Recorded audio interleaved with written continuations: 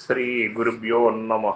సుజ్ఞాన దీపమను గురుగీతల నుండి ఈవేళ మనం 2వ అధ్యాయమునందు 28వ శ్లోకాన్ని భక్తి ప్రపత్తులతో మనం పరిశీలన చేసుకుందాం, భావాన్ని గ్రహిస్తాం.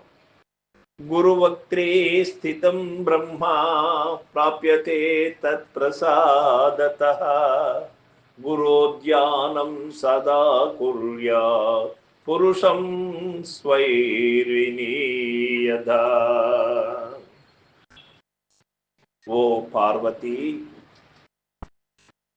గురువాక్కు కన్నా మించినటువంటిది ఇంకొకటి లేదు.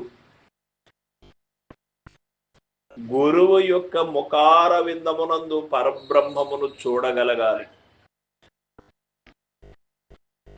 గురు ముఖమునందు సర్వదేవతలను చూడగలగాలి. గురువునందు సప్తకోటి మహామంత్రములను గ్రహించగలిగేటువంటి స్థితి కలిగి ఉండాలి.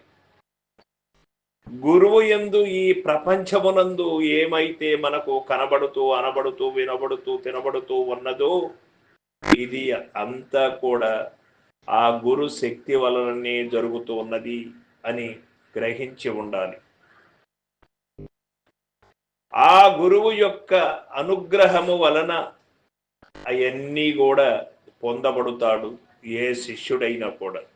కనుక ఎల్లవేళల యందు కూడా వెడతెగనేటువంటి భక్తి విశ్వాసము శ్రద్ధలు అనన్య చింత కలిగి ఉండాలి గురువు పైన. పార్వతి, అట్లాంటి గురుశక్తిని నేను ధ్యానం చేస్తూ ఉన్నాను. గురువు కంటే మిన్నైనటువంటిది ఈ ప్రపంచంలో ఏరొక్కటి లేదు.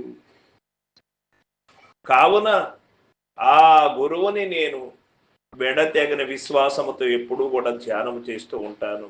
అందరికీ కూడా సచ్చిషులైనటువంటి వారికి, ఈ సంసార భవబంధము నుండి తరించాలి అనుకున్న వారికి ఇది శిరోధార్యమై ఉంటుంది.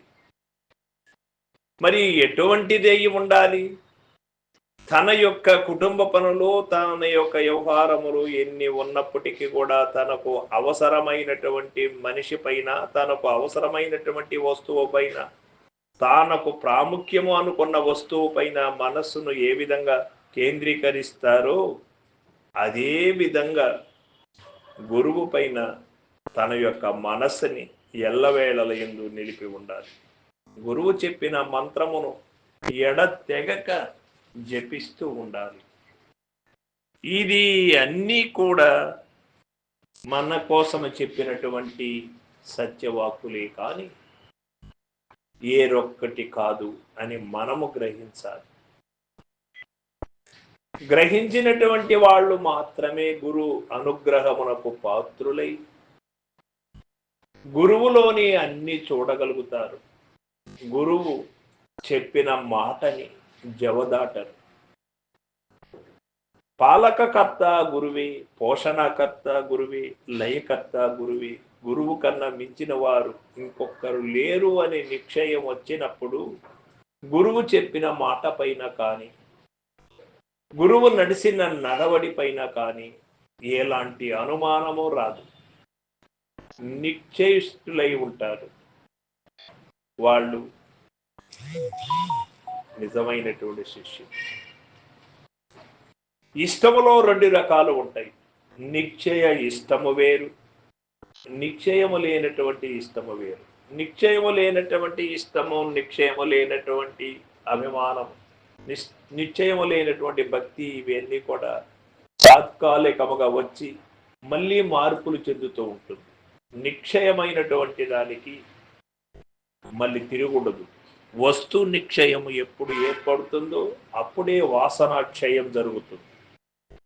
సర్వం సద్గురు పాదార్పణమస్తు. జై గురుదేవ.